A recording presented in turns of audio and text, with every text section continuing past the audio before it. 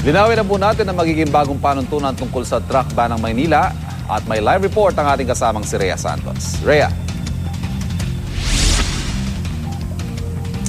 Yes, Ivan, in your dreams. Yan po ang mensahe ng lungsod ng Maynila sa mga truck operators at owners dito po sa kagustuhan nilang 24/7 na mapayagan silang makabiyahe sa kalsada ng Maynila. At eto na nga, paglilinaw, kasama po natin si Vice Mayor Isko Moreno.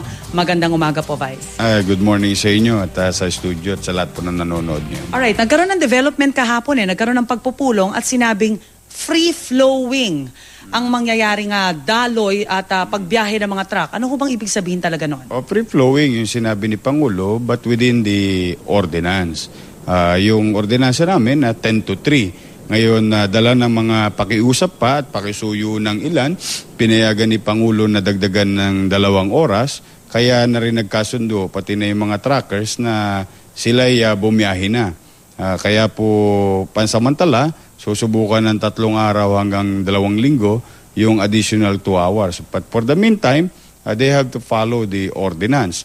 Now, kung sa tingin namin na talaga palang nakasisikip pa rin sila, ibabalik namin sa dati.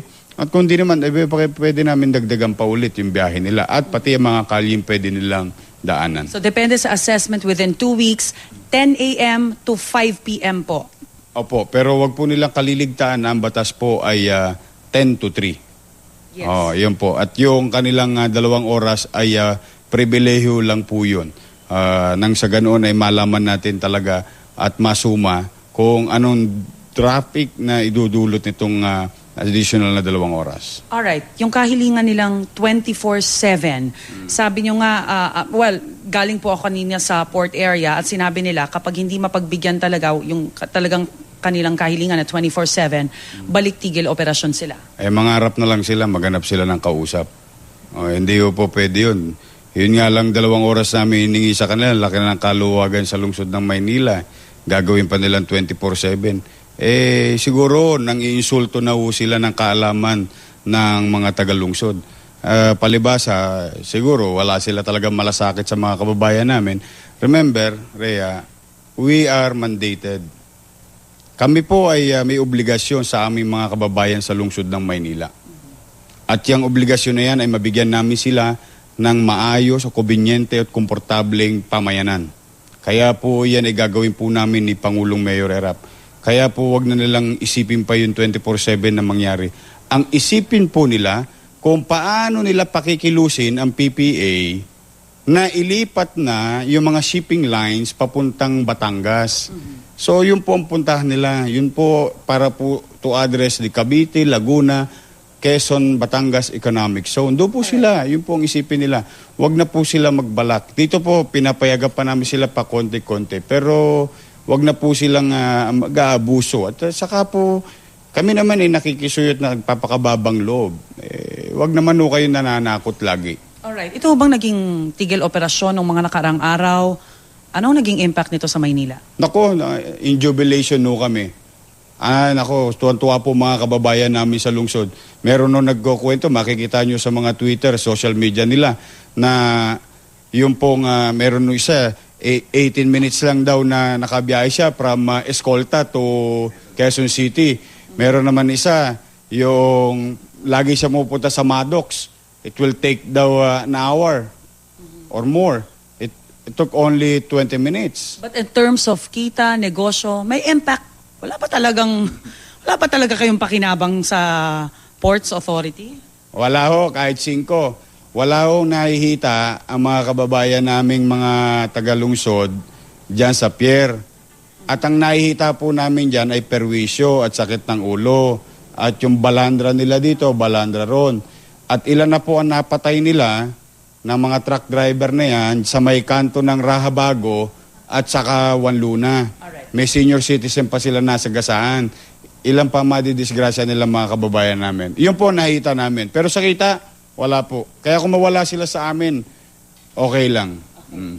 Vice, balik po tayo sa studio. Meron bang katanungan? Yes, Rhea. Alright. Naririnig ba ako ni Vice? Vice, nalilito ko eh. Kagabi ho kasi kasama ko yung mga truckers. Yes, Rhea? Ay, naririnig ako ni Vice. Vice, kagabi ho, kausap Go ko yung ahead. mga truckers. Ivan, naririnig ka ni Vice. Ang intindi kasi nila, meron na silang linyang 24/7 papuntang NLEX at SLEX basta kargado yung truck. Ang tanong ko ho ay ganito, inevitably dadaan po yan ng mga kalsada sa lungsod ng Maynila. Paano ho kaya yun? And sinasabi nila, nagbigay daw nito MMDA at LTFRB. Wala pong ganun. Kaharap po namin si Mr. Herbacio kahapon. Wala pong ganung usapan. Mukhang may deadlock pa Kay rin ho. Pangulong Erap, nag-usap-usap kami doon. At natutuwa naman kami.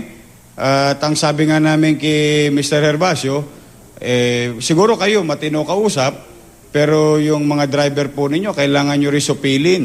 Sapagkat minsan po talagang abusado sila. Kanina ho, may isang sa kabilang istasyon, nila-live ho yung Roas Boulevard. Alas 5 pasado na ho ng umaga, may dumadaan pang truck.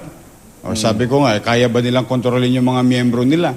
So, ang ibig po namin sabihin, talaga pong pag-aktwala na, talagang pag nasa kalye na, hindi naman ho nila kayang pasunurin ng mga miyembro nila.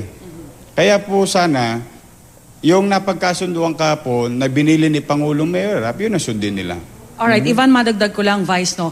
Yung dokumento ho na dala-dala ni Metro Manila Council Head Quezon City Mayor Herbert Bautista, kasama po ni Secretary Rojas, ano po bang nakasulat doon? Ano po yung laman nun? Yung 10 to 5 po. 10 to 5. So wala talagang 24/7. Hindi na pag-usapan kahapon yon. Alam nyo, may salitang bata dyan eh. Nek-nek nyo. Hindi wala akong ganun. Wag po natin bobolahin ang mga taong bayan. Wag po natin lilituin ang mga taong bayan.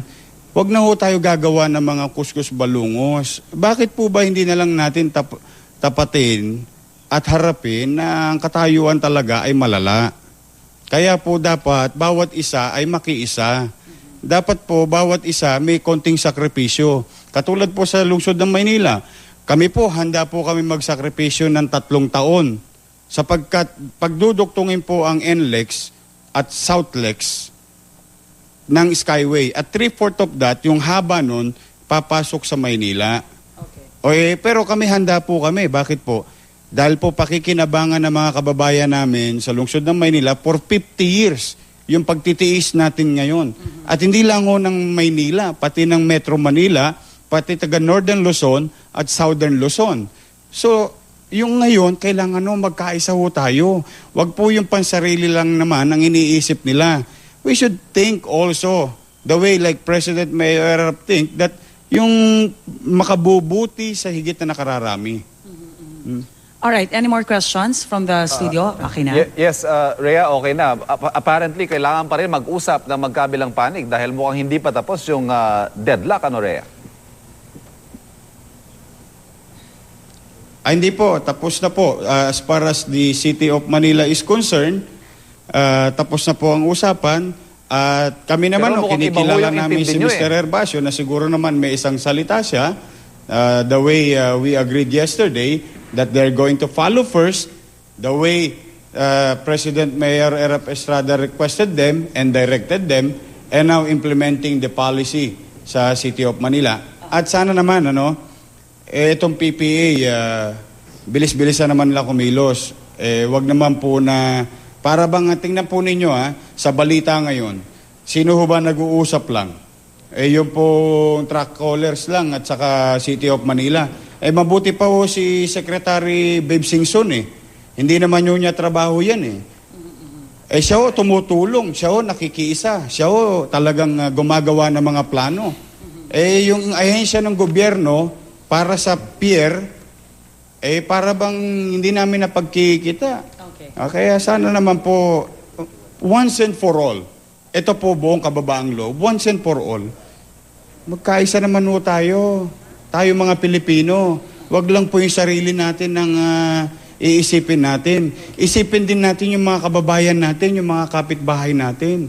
Kasi yung kinabukasan ng mga kabataan o mga anak natin o salinlay natin ang nakasalalay dito. So kung kailangan tayong mga tao ngayon na nasa pamahalaan o organisasyon, kailangan magbayad o sakripisyo, gawin natin. nang maayos naman po yung bansa natin. Vice, maraming salamat po sa Anytime inyong panahon at magandang umaga. Mga kapuso, sabi naman ng lungsod ng Maynila, flexi sila, no? Within 2 weeks, kung hindi epektibo, balik sa dati. Pero kung maganda naman, walang masyadong epekto, malamang i-extend pa nila. At susunod daw nila na tututukan itong mga sasakyan naman na 3 ang gulong. Yan ang aabangan natin mula dito sa lungsod ng Maynila. Samantala, balik muna sa studio.